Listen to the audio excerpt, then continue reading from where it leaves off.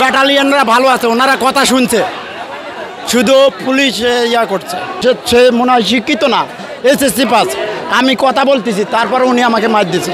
করোনায় 3 বছর ওরা আমাদের খাইছে, বিভিন্ন আন্দোলনে বয়স খাইছে। আজকে ওরা আমাদেরকে ওই বয়সগুলো দেও, মাইল লাগছে, মারছে, বাধা দিতে গিয়ে মার দিছে, পিঠিতে লাগছে, এখানে লাগছে, বুলেট লাগছে পায়ে, আর এখানে মার দিছে, রড দিয়ে মার দিছে। হ্যাঁ, পুলিশ সবাই না তো, ব্যাটালিয়ান না, পুলিশ শুধু। ব্যাটালিয়ানরা ভালো আছে, ওনারা কথা শুনছে, শুধু পুলিশ ইয়া করছে। যারা জানে না, মানে আমাদের অধিকার সম্পর্কে আমরা, সে মনে হয় শিক্ষিত না, SSC পাস। আমি কথা বলতেছি, তারপরে উনি আমাকে মার দিয়েছে। ওনারা সবাই ভালোভাবে আমার সাথে কথা বলছে, SP স্যারের সাথে কথা বললাম, সবার সাথে কথা বললাম, কিন্তু উনি হুট করে আসি মার দিছে যে আমরা যে শান্তিতে সমাবেশ করব, উনি আমাদেরকে একটা প্রোগ্রামে নেবে চলে যাব। আমরা কারো বিরুদ্ধে উচ্ছৃঙ্খল কথা বলতেছি না। কিন্তু প্রধান উপদেষ্টার বাসভবনের সামনে সভা সমাবেশ অবস্থান সম্পূর্ণ নিষেধ, তারপরেও আপনারা এখানে কেন এসেছেন? কিন্তু উনি তো আমাদের আন্দোলনে একটা 35-এর আন্দোলন দিয়ে আসছে, 35-এর ওয়াদা করিয়ে আসিফ নজরুল স্যার ওয়াদা করলো, কিন্তু প্রজ্ঞাপন নিয়ে ওরা সচিবালয় ইয়া করতেছে। তো উনি আমাদের নেতা, আমরা ওনার কাছে আসবো না। কারা আসবে? কোনো রাজনীতিবিদ আসবে? তাদের তো অধিকার নাই, তারা তো সরকারকে নামাইতে পারে নাই, আমরা নামাইছি। আমরা ওনার সাথে দেখা করলে যদি বাধা হয়, তাহলে কারা দেখা করবে? এটা তো অন্যায়। উনিও তাহলে স্বৈরশাসক হয়ে যাইতেছে। রাজনীতিবিদ দেখা করবে কেন? আমরা সাধারণ জনগণের সাথে দেখা করব। উনি সাধারণ জনগণের সরকার, আমরা ওনার কাছে সরাসরি দাবি করব। আমরা কেন স্বৈরশাসকের দরখাস্ত করব? আমরা ওনার সাথে দেখা করার জন্য এখানে আসবো। কেননা আমরা ওনাদেরকে নির্বাচন করছি, এবং উনি বিদেশে থাকা অবস্থায় আমরা বারবার উপস্থাপন করছি ওনাকে লাগবে। উনি আসছে, আমরা কার কাছে দাবি করব? ওনার কাছে ছাড়া। উনি তো আমাদের অভিভাবক।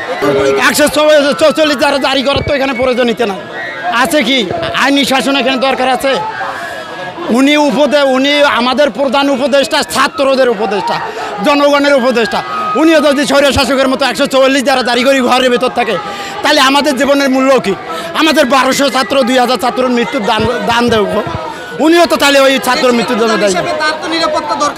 নিরাপত্তা, আমরা তো অনিরাপত্তা না। আমরা এখানে অশিক্ষিত ব্যক্তি কেউ না, আমরা লাঠি নিয়ে কেউ আসি না, আমরা সবাই শিক্ষিত ব্যক্তি। আমরা ওনাকে যথেষ্ট সম্মান করি, ভালোবাসি, এবং ওনার জন্য আমরা জীবন দিতে প্রস্তুত।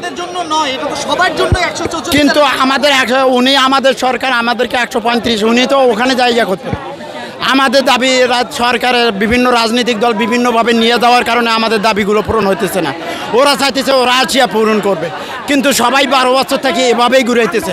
আমরা নির্বাচন হইলে আমরা দাবি পুরো মানি নেব, আমরা নির্বাচিত হলে মানি নেব, কিন্তু নির্বাচনের পর ওরা এই তাল বাহানা করতেই থাকে। তো আমাদের সরকারের কাছে আমরা এই দাবিটা মানি নিয়ে তারপরে চলে যাব। কেননা করোনায় 3 বছর ওরা আমাদের খাইছে, বিভিন্ন আন্দোলনে বয়স খাইছে। আজকে ওরা আমাদেরকে ওই বয়সগুলো দেও, করোনার বয়স দেও, ইয়ার বয়স দেও, 30 থেকে বয়স দেও। যেহেতু এখানে 144 ধারা জারি করা হয়েছে, এখানে যদি আপনারা যদি সসম্মানে যদি এখান থেকে না চলে যান, তাহলে পরিস্থিতির ঘটনা অবনতি হতে পারে। তা করতেছি না আমরা, জাস্ট ওনার একটা প্রজ্ঞাপন নেব, আমরা সসম্মানে চলে যাব। উনি শুধু ওনার কোনো লোক এসে বলুক এখনই যে তোমাদের 35 দাবি আমরা মানি নেব, এই কয়েকদিনের মধ্যে আমরা এখনই চলে যাইতেছি। আর না, এটা তো আপনারা তো শাহবাগে অবস্থান করছিলেন, জাতীয় জাদুঘরের সামনে অবস্থান করছিলেন, THC-তে অবস্থান করছিলেন, কিন্তু যেহেতু প্রধান উপদেষ্টার বাড়ির সামনে 144 ধারা জারি করা হয়েছে, সেখানে আপনারা কেন আসলেন? 144 ধারা জারি করা VIP লোকের বাড়িতে করা হয়েছে। আমরা শাহবাগ থেকে অনেক আন্দোলন করছি, তাদেরকে প্রজ্ঞাপন দিছি, সচিবালয় প্রজ্ঞাপন দিছি, তারা বলতেছে করব, আজ পর্যন্ত করতেছে না। এখন আমাদের 144 ধারা, আমাদের জীবন যদি মারি ফেলায় ওরা, আমরা শান্তশিষ্টভাবে মরে প্রমাণ করবো যে আমাদের 35 প্রয়োজনীয়তা আছে।